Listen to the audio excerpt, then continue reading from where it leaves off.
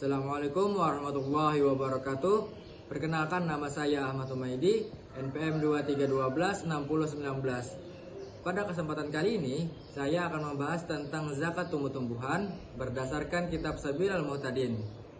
Agar bisa lebih dipahami, saya akan paparkan video zakat tumbuh-tumbuhan.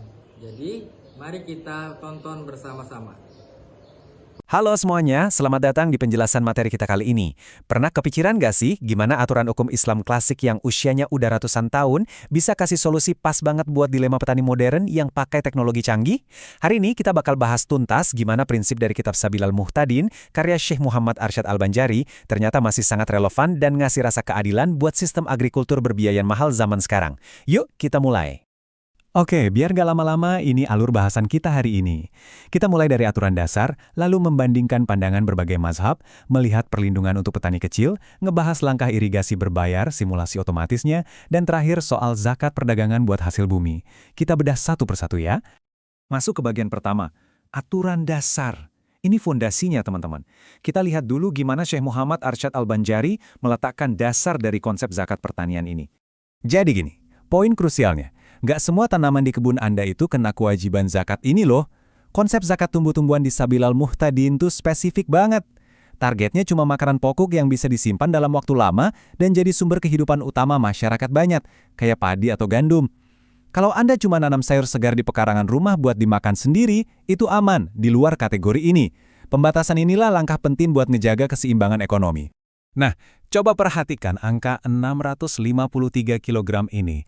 Atau ini tuh setara dengan 5 wasak gabah bersih. Ini yang dinamakan nisab. Ibaratnya, ini adalah batas ambang minimal yang super ketat. Kalau panen Anda nggak nyampe angka ini, ya Anda nggak ada kewajiban zakat sama sekali.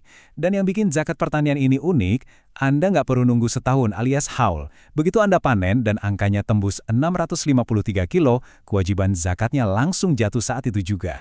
Terus, ini bagian yang menurut saya brilian banget. Keadilannya kerasa banget di sini. Kalau tanaman Anda tumbuh subur cuma ngandelin air hujan yang gratis, zakatnya 10%. Tapi kalau Anda harus keluar modal buat beli bensin, bayar listrik pompa air, atau pakai teknologi irigasi yang mahal, beban zakat Anda langsung dipotong separuh. Tinggal 5% aja. Sistem ini benar-benar ngehargain modal dan keringat yang udah Anda keluarin. Makin tinggi biayanya, makin turun tarifnya. Luar biasa kan? Masuk ke bagian kedua. Perbandingan mazhab. Gimana sih pandangan ulama lain soal ini? Mari kita bandingkan posisi Sabilal Muhtadin dengan 4 mazhab besar Islam.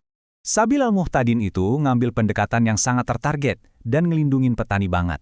Beda cerita kalau kita bandingkan dengan mazhab Hanafi yang pandangannya jauh lebih luas.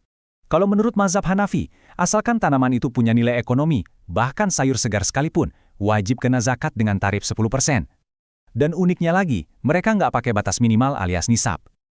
Jelas banget ya perbedaan cara mereka melihat objek pertanian ini. Dari rangkuman ini kita bisa lihat kalau Syekh Muhammad Arsyad Al-Banjari itu benar-benar sejalan dengan garis pemikiran mazhab Syafi'i dan Hambali. Fokusnya strict di makanan pokok yang bisa disimpan. Kenapa? Alasannya simple tapi ngena banget buat ngelindungin petani. Bayangin aja, sistem ini mastiin petani nggak bakal kena pajak dari tanaman sampingan yang cuma mereka tanam buat bertahan hidup. Kita lanjut ke bagian ketiga, perlindungan petani kecil. Tadi kita bahas teori klasiknya, sekarang mari kita tarik ke realitas keras dari tingginya biaya pertanian modern saat ini. Coba Anda bayangin sebentar, petani zaman sekarang itu pakai drone, sensor canggih, pompa air raksasa, yang biayanya nggak main-main. Terus, gimana coba? Teks hukum dari ratusan tahun lalu ini bisa nyambung sama dunia agrikultur masa kini yang super mahal dan digerakkan oleh teknologi tinggi. Jawabannya ada pada empati mendalam dari sistem ekonomi Islam. Batas minimal nisab tadi ditambah diskon tarif jadi 5% buat pengairan berbayar, itu otomatis jadi perisai pelindung buat petani mikro. Sistem ini tuh dirancang supaya proses bagi-bagi kekayaan buat masyarakat nggak bakal berbalik mencekik petani yang lagi pusing nutupin modal, teknologinya yang tinggi. Keseimbangan yang sangat cantik ya. Lanjut ke bagian keempat, langkah irigasi berbayar. Biar nggak cuma ngawang-ngawang, mari kita lihat hitungan visualnya. Gimana sih praktiknya di lapangan? Misalnya nih, Anda manajer pertanian modern dengan pompa irigasi yang boros listrik. Langkahnya logis banget. 1. Pastinya Anda panen dulu. 2. Bersihin gabahnya, terus timbang. 3. Cek timbangan Anda, udah nembus angka keramat 653 kg belum? Kalau iya, masuk langkah 4. Karena Anda udah keluar duit banyak buat irigasi, tinggal kalikan total panen Anda dengan tarif 5%. Ringkas dan jelas banget kan? Sekarang masuk bagian kelima. Biar lebih kebayang lagi, kita buat simulasi praktis dari perkebunan padi modern yang pakai irigasi otomatis ya. Nah, ini bagian yang paling menarik kalau diaplikasiin di dunia nyata. Katakanlah total panen bersih Anda 1000 kg. Karena 1000 kilo itu jelas ngelewatin batas nisab kita yang 653 kilo, berarti wajib zakat dong. Dengan tarif 5% karena irigasi mahal tadi, dari 1000 kilo itu Anda cuma perlu sisihkan 50 kg. 50 kilo ini buat bantu pangan orang-orang yang butuh, dan sisa 950 kilonya full jadi hak Anda. Adil banget kan? Bagian terakhir yang keenam, zakat perdagangan untuk hasil bumi. Ini solusi buat dilema komersial masa kini. Gimana ceritanya kalau Anda punya lahan komersial raksasa, tapi yang ditanam bukan makanan pokok, kayak kebun sayur organik premium atau kopi gitu? Tenang, ulama kontemporer punya solusi cemerlang. Tanaman komersial ini emang nggak kena zakat tumbuh-tumbuhan yang barusan kita bahas, tapi mereka masuk payung zakat tijaroh alias zakat perdagangan. Jadi ngitungnya bukan dari fisik kilonan panennya, tapi dari keuntungan jual beli komoditas itu di akhir tahun pembukuan Anda. Bisnis raksasa tetap bisa kontribusi tanpa melanggar aturan Sabilal Muhtadin.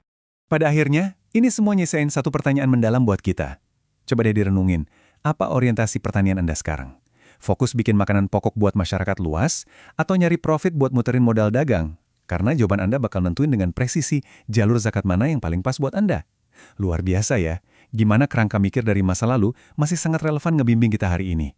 Semoga penjelasan ini bawa insight yang segar dan bermanfaat banget buat Anda.